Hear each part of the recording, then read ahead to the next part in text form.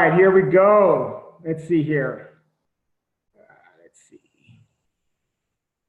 Marco's got the controls. Yeah, hold on. All right, so here we go. Hey, everybody, thank you so much for tuning in. Welcome to our Sunday night training session. This is Marco and Diane Rodriguez coming at you from El Paso, Texas. Before I get started, I want to thank our leadership. First of all, of course, the fabulous Carrie Williams, Maria Williams, and of course, Sean and Michelle Poe. Thank you so much for the opportunity to share with you. Hopefully what we have to share with you tonight will be of some interest to you. Now, for those of you who don't know anything about Diane and I just want to take a few minutes just to explain and then maybe tell our story, and then we're going to get into a little bit about products, kind of in a general sense, and then of course Diane is going to share with us everything she learned at the last conference that she went to. And again, hopefully it'll be of some help to somebody out there. So Diane and I are both occupational therapists. We've been occupational therapists for over 20 years. Diane worked primarily in the school district, and I work for some of the largest healthcare corporations in America. I'm also very good with analytics, so for a good number of years, I worked on the administrative team doing a lot of statistics.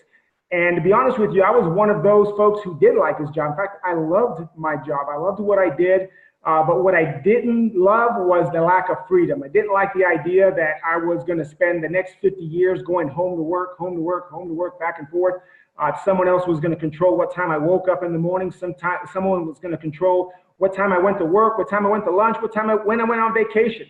I didn't like that. And during that time, I did that for probably, good 13, 14 years. During that time, I have a son. He's now 21 years old. His name is Patrick. He was diagnosed on the autism spectrum. And so we started looking for things for him to help him. We didn't think that the traditional route of just the regular therapies and medication was going to work for him, just simply because he had a lot of, he had very, kind of a very sensitive system. So medications were really giving him a lot of side effects that we didn't want in his life. So we started looking for alternatives. We did things like neurofeedback. We also started looking at working with him with his nutrition. I guess you could say that we started biohacking with him before we even knew what biohacking was. And so that was several years ago, and the results were very, very good. He's now 21 years old, graduated from high school. He played football. I mean, whoever heard of a kid with autism playing football, right? I mean, he joined drama and did very well in drama. And so during that time, he did so well that it was his pediatrician who encouraged us to open up a practice. And we thought long and hard because, again, we were very happy with our jobs, or we thought we were happy with our jobs. And so we did. That was about 8 years ago, and we thought that by opening up a traditional business that we were going to not only were we going to help the community with therapy, but we also, Diane and I, wanted to have a little bit of time freedom. We thought that maybe by owning our own traditional business, we were going to have less stress. And can you imagine how naive we were? We also thought that maybe we'd make a little bit more money. And 5 years into it, we found that we were struggling every single month, paycheck to paycheck, trying to make payroll and so forth. And it was during that time, about 4 years ago, that I first met Patsy Caulfield, and she wanted to introduce me to LifeVantage. And at the time, we were drowning in our clinic, and I really didn't think that I had the time or the attention span to really dedicate myself to another business. So we sort of put her off for about 3 years. Now, I never said no. I just kind of put her off. And Patsy was very patient. She kept following up with us. She lives in Arizona, and we live in El Paso. So she's got family here in El Paso. And every time she'd come into El Paso, she'd send me a message saying, hey, I'd love to meet with you. And most of the time I just kind of blew it off or just said, hey, it's just not really a good time. And she'd say, well, that's fine. Do you mind if I follow up with you the next time I'm in town? I'm like, sure, why not? Go ahead and follow up with us. And so that went on for about 3 years. Now, I think about what was it that kept Patsy going? And I think she's just the patience, and not to mention the fact that I look back at our messages and I never said no. So that's a really good lesson for people out there that, if you're a little frustrated because someone you really want to share this business with is sort of putting you off, don't fret, okay? Just be patient. We talk about being at high noon, and for 3 years, we were not at high noon. But there came a time when she contacted us and wanted to share the business with us, and we thought, okay, fine, why not? Now, in all fairness, Diane knew nothing. For those 3 years, Diane knew nothing about Patsy contacting me. That was strictly 100% on me that I was putting the whole business idea off. But we did meet with Patsy, and Carrie was there, and she was there via Zoom, and so was Dr. Rodarte, and what we saw just absolutely blew our minds. Now, what was interesting to us was we saw both the product as well as the business side of it. From the product side, you know, we knew we work primarily with children with ADD, ADHD, and autism.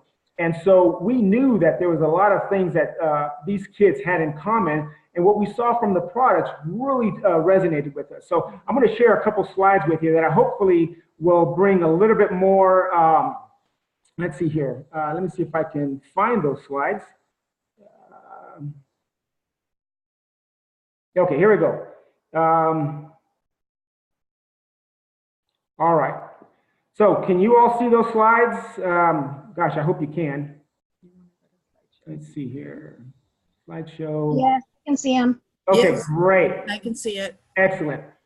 Okay, so now this isn't going to be I'm only going to speak for about 10 or 15 minutes. This is not going to necessarily be on autism, but I want to share with you what we saw in the business. And we know that currently there's about 1 in 59 children that are diagnosed in the autism spectrum. And if you look back in 2004, it was 1 in 166. So the ratio, the number of children diagnosed with autism is going up dramatically. I mean, that's only in 14 years. If it's gone up that much in 14 years, I can't even imagine what it's going to be in the next 10 years.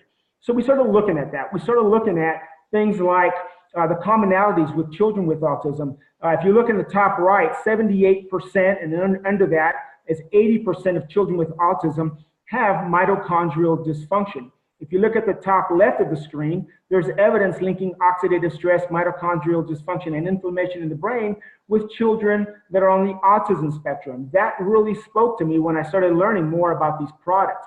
Now, for those of you, let's see here. We started looking at mitochondrial dysfunction and autism. Look at that. There are 230 studies linking mitochondrial dysfunction and autism. We started looking at oxidative stress and ADHD. Look at that, 103 studies on that. We started looking at oxidative stress and autism, 464 studies, oxidative stress and autism. We know that oxidative stress, or that there's several things in common with these kids that have autism. Mitochondrial dysfunction, right? Higher levels of oxidative stress, low glutathione levels, inflammation in the brain, and poor gut health. Now, typically, most of our kids were on medications, one of these 4 types of medications, either the SSRIs, which are commonly given for anxiety, depression, or OCD, antipsychotics like risperidone or clonidine, anticonvulsants, and stimulants. Those are the types of medications that are being given to children with autism. And in all the studies that I've looked at, there is no evidence that's linking in either medications or therapy. And remember, we are therapists, but there is no evidence linking these medications or this therapy that has any direct impact on mitochondrial biogenesis, nor in the reduction of oxidative stress. So we were looking for something, we just didn't know what we were looking for. We started looking at, for example, that led me to just really start doing some research on mitochondrial dysfunction. And according to PubMed.gov, which is our national medical library, at the time I took this picture, there's over 40,000 studies on mitochondrial dysfunction alone. Now that equates to billions of dollars that are being spent to study mitochondrial dysfunction. And yet, if you talk to the average person, they know nothing about mitochondrial dysfunction. Most of them don't even know what the mitochondria are. If you look at mitochondrial dysfunction in PubMed.gov and cancer, look at that, 4,792 studies on linking mitochondrial dysfunction and cancer. We started looking at, for example, fibromyalgia, look at that, 41 studies, diabetes, 3,927 studies, over 200,000 studies in PubMed.gov on oxidative stress alone. Again, hundreds of billions of dollars that are being spent to study oxidative stress, and yet the average person knows nothing about it. And I dare say that there's a lot of physicians that don't understand what oxidative stress is either. So, oxidative stress, for example, let's see here. I don't know if I went over this or not. Oxidative stress in cancer, over 24,000 studies. Oxidative stress in diabetes, 18,000 studies. Parkinson's, over 3,000 studies. Arthritis, 800 studies. Almost 1,000 studies on multiple sclerosis. The reason why I'm going through all of this is because you really need to know what you have your hands on. This has been studied by universities from around the world, from LSU, the American Heart Association, and most of you, if you're doing your own presentations or if you've seen the presentation, you already know this. So if anything, I want to make sure that I just solidify, nothing in particular that you don't already know, but just solidify what you have your hands on. Of course, everyone knows about the study that was done by Biogen. It's a pharmaceutical company that came up with a synthetic version of NRF2 for the treatment of multiple sclerosis. Protandim, a dietary supplement consisting of herbal ingredients, was the most potent inducer and therefore maybe the most suited as a therapeutic strategy. Tecfidera, which is the medication, the BG12, is over $50,000 a year. One bottle of Protandim is $41 a month. I mean, for us, and when we looked at this, that was a no-brainer. Other studies that are linked in PubMed.gov. The Mayo Clinic is studying this. There was an article in there about a gentleman with stage 4 pancreatic cancer. Now, stage 4 pancreatic cancer, there is no cure for it currently. It's a 3 to 6 month death sentence. And so the study talks about this particular gentleman. And one of the things that it mentioned that he was taking was Protandim. Now, at no point would I ever try to imply that Protandim or any of the products treats, cures, or mitigates disease. Not at all. What I'm trying to say is that if you know what you have your hands on, go out there and search for it. Search for what you have, for what the studies are out there. It will absolutely blow your mind. Some other things here, just some more other studies here in PubMed.gov. Okay, of course, Washington State University, everybody's heard this before, NRF2 may well become the most extraordinary therapeutic and most extraordinary preventative breakthrough in the history of medicine. Now, we have a distributor in our organization that actually read the entire study. My hat's off to Mary Hardesty for doing that. And she came back with just some unbelievable findings that she discovered while she was reading it. If you look down here underneath it, a few lines down, talking about liver damage, HIV, AIDS, epilepsy. Those are all things that Washington State University studied with on NRF2 and its effect on those areas. So for us, we saw this as a no-brainer. We knew that the products were second to none. So let me get back here to back to the screen, right? Let's see here. Hold on. Why is everything black?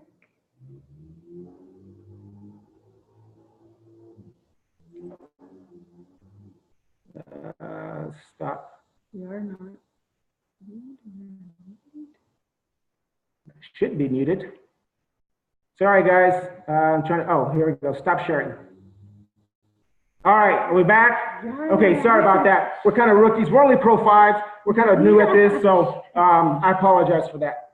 So anyhow, so we saw the business, we saw the product side of it, which was a no-brainer. Now, we also looked at the business side of it. As traditional business owners, we know what it's like to work our, what's off, trying to run a traditional business, having to deal with all the red tape and all of the issues that go along with taxes and employee issues and unemployment taxes and all that stuff. So we looked at all that, and we saw that this business didn't have any of that. It had all of the benefits, but none of the drawbacks.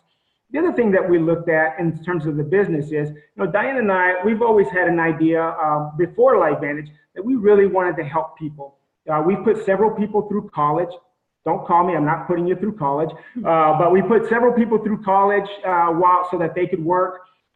We had the idea that at some point in time we might open up a second or a third clinic. And so we started 3 different training sessions, leadership training within our clinic to just really try to help people to become better leaders, with the idea that at some point in time, some of our staff, we might put them in charge of their own clinic and sort of franchise out the business to them. But the problem is that the cost of that was just way too expensive. And we realized that most of our staff would never have the opportunity to start their own business. And when we saw the LifeVantage business, we looked at it and we knew that this was an opportunity for anyone to start their own business. And so we shared this with a lot of our staff as well, and several of them decided to jump on board with us. And it's great because now they're not our employees anymore. Now they are our business partners. So we really looked at that.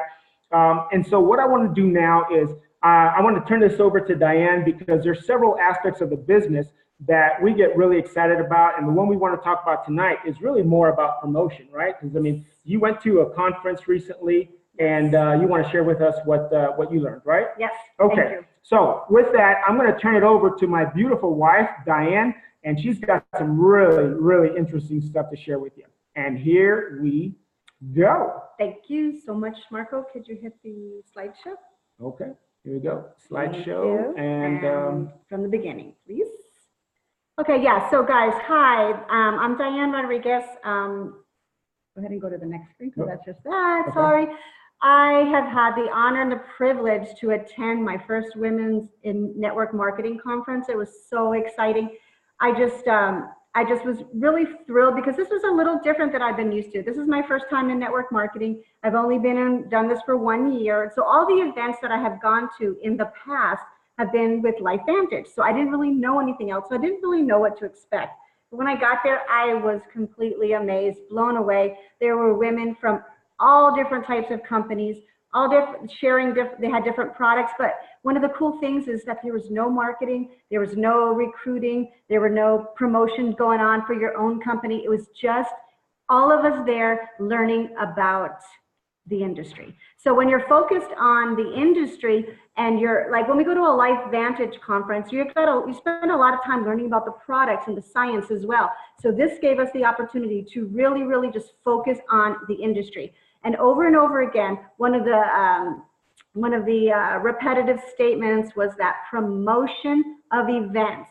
Eric War even gave this quote there. It's the highest paid skill we can develop in network marketing is promoting events. So a lot of this information that I'm going to share with you, I'm going to go through it quickly. I want to be respectful of everybody's time this evening. I just want to thank Eric and Marina Wari. Wow, what an amazing event.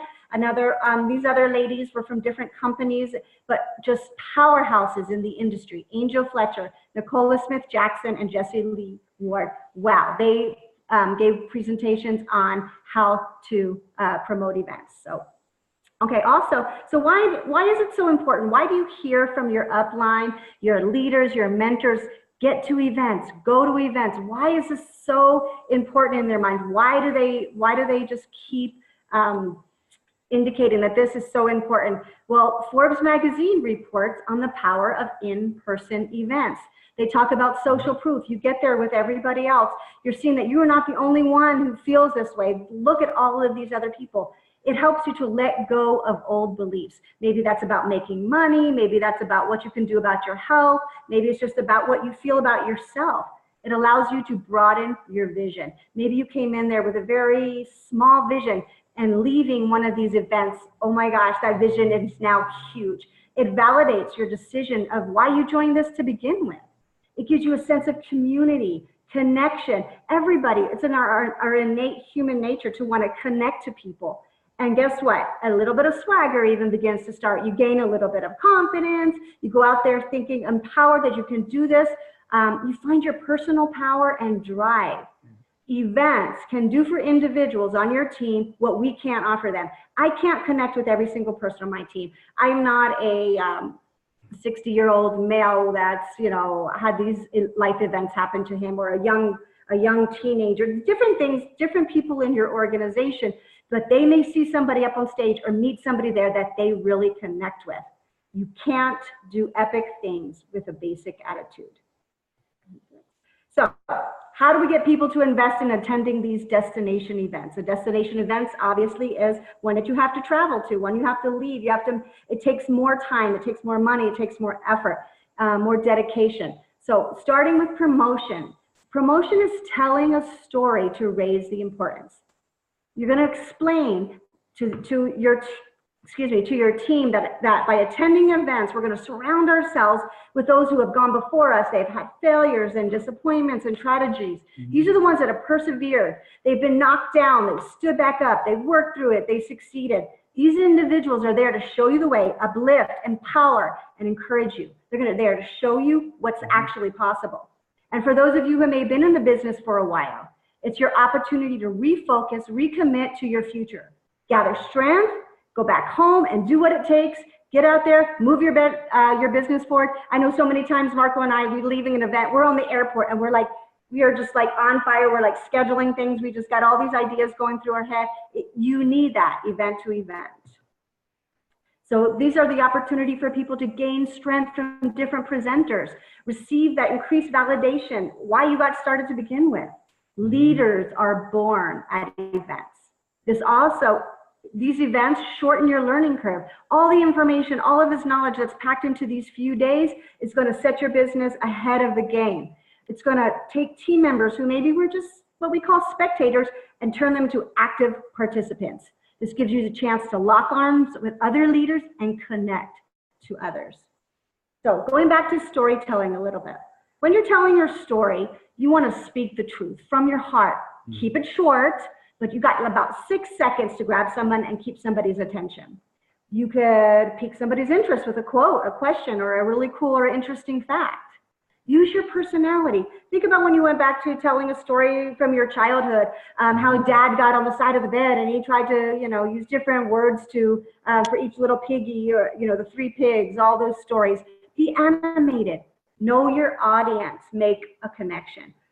Every single person is different. I can't talk to one person the same way I can talk to another because we don't have the same experiences or background. But find out about that person and talk and connect with them. Appeal to their emotions. Remember, you want to make a connection. People are bonding through shared experiences, not just good ones, but bad ones as well. They want to hear that other people have failed, suffered, had tried, and then the triumphs will come. Use a connecting language with those people.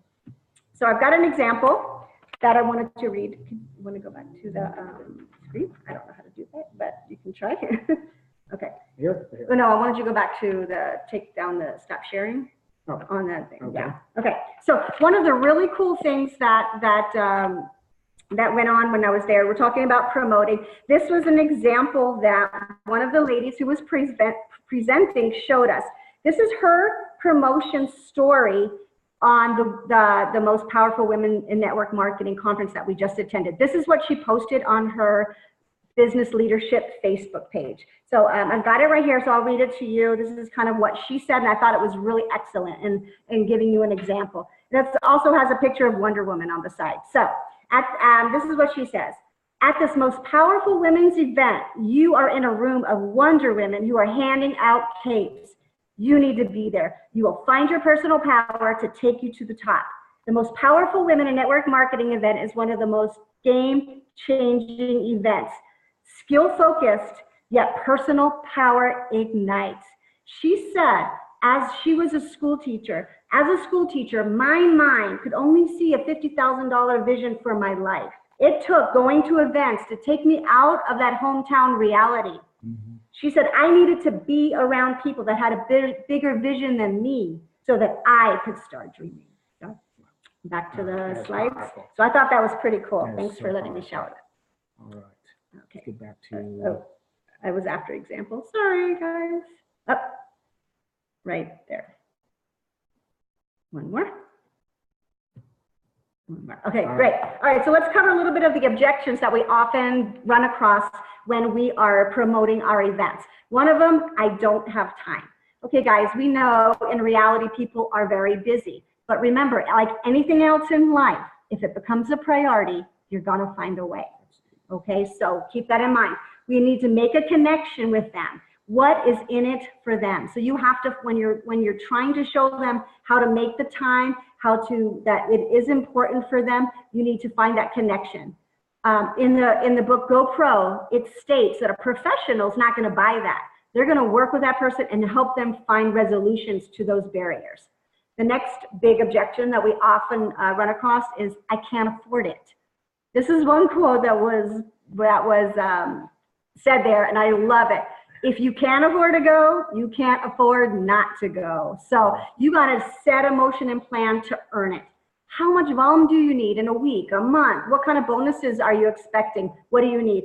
So for example, if you've planned out the trip and it's going to cost you about $800, challenge yourself to earn it. What income producing activities do you need to get on that calendar? Start with that. And here's a mindset that we need to get into. Stop saying I can't afford it, but how am I going to afford it? It is proven that if you get to these events, your growth, momentum, and income is going to surpass anything that you've invested.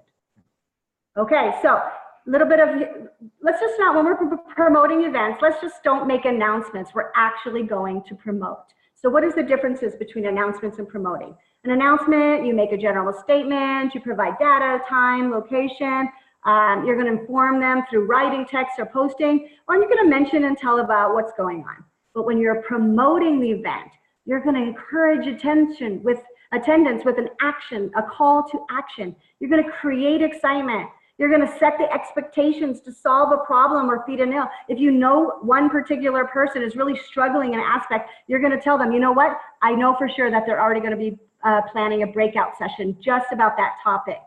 And ultimately, it's going to build you a big team. So this is really great. Eric already talked about his rhythm of the calendar. He is building his business. Well, he built his business. He wants us to build our businesses event to event. As soon as one event is over, you're starting to plan for the next one. So what is your next event? Is it a whole meeting, a training with your team, a call? Is it LVA? Is it a big corporate event? Or is it a generic event like the GoPro? You can start your calendar year as May right now. Plan out product campaigns. What is the holidays? Plan special events. But never start promoting on the day of the event. You want at least 5 touches. And what I mean by that is you want to make sure that every event, each person has been exposed to that information at least 5 times. We call it 5 touches. Here's a great quote, guys. You come alone, you learn a lot. You come with your team, you earn a lot. Isn't that great? I love that. That's great. That's great. Awesome. I love that. Okay, so how do you promote? We're going to edify. When I was first started looking at and learning about edification, I always thought of it more as towards one person towards another, but it's not. You're also telling a compelling story or giving a testimony about, it could be about your company, about your services. It could be about people or the speakers at that event. It could be about the event in general or even the location of the event. Okay, sometimes, guys, it's not just about people hearing information from you all of the time, over and over again. Sometimes it requires hearing the same exact message, but from different voices. It's so important. Your experience, you want to share pictures, videos from things from the past. Talk about what's going to happen at the next event, what's to come. Talk about stories and testimonials that you've heard from people that you met. They're never going to get that if you're not there. There's no way that I can share and remember every detail that I felt and that I learned while I was there. We want to host team calls prior to the event. You can do Facebook Lives and interviews. I mean, social media right now, training is just, that's a whole nother session. We want to you need to create excitement, positive emotion, anticipation, give it a sense of urgency. You've got early bird prices that are offered. You've got deadlines. You want people to connect with those emotions. Okay, guys, you really need to, I can't stress this enough. Again, know your audience. We talked about this a little bit. Remember, it's about them, not you. You're going to build that connection based on tools that they like. So say if it's a young person who you know is on Facebook all day long or social media all day long, how do you think you're going to get a hold of that guy? You're going to use that avenue. You're going to use that tool. Emails. I met a lady. She can't even read a text message. She says that if the font is too small on her phone, she only emails. Blogs, text messages. Some people phone calls. Some people don't even answer their calls. You need to know what they prefer. Speak to their personalities. This is great. Everybody has a different personality type. And here's a few examples of what I mean by that. Okay, so you take somebody who is like the life of the party, they love to socialize. You want to say something like, anyone in the company is going to be there. Okay, another one, somebody who's very intimate, really loves personal relationships. You could say something like, you know what, I really can't wait to get to know you better at the event. Then you got the guy who's just an information junkie. He just wants to know everything. You could say something like this to him. You'll have access to the best training, information, and systems that you can't get anywhere else, okay? Absolutely. Or you got your numbers money guy or gal, right? And you're gonna say, Okay, you will be able to measure growth in your business dollar for dollar against those who don't attend. So those are just like some examples of changing your language according to your audience. I'm the last two. Yeah. Oh, I know. Okay, some promotion ideas. We're almost finished, guys, here. Thank you so much. Giveaways, give an opportunity to earn event tickets. Maybe for a new distributor, you can earn a ticket by performing some income producing activities. You can earn money. So if you're the leader and you're trying to get a whole team there, you may put out a contest or say everybody who we're going to have an enrolling campaign. Whoever enrolls the most new people in the next 3 weeks is going to earn a free ticket. You could have them completing their training and orientation. Marco set up his own training system on Facebook. He can see who's gone through all of those units. Maybe you can give somebody a new a ticket who went through all of those units on the training. New customers on subscriptions. Who gets the most new customers? You could win another targeted campaign or contest. Who rank advancing? All these are ideas. And then what you can do to motivate each other, you post those names of others in your group who are already attending and have their tickets and are going. Awesome. Okay, so our next event, LifeVantage Academy, May 18th. All right, we need to start promoting. It's not too late. We're going to announce and promote. Did you guys know that this is our 10-year ribbon? That May 18th is the 10-year ribbon cutting anniversary. I know we're going to be celebrating a big time in Kansas City, but the May 18th was the 10-year ribbon cutting ceremony.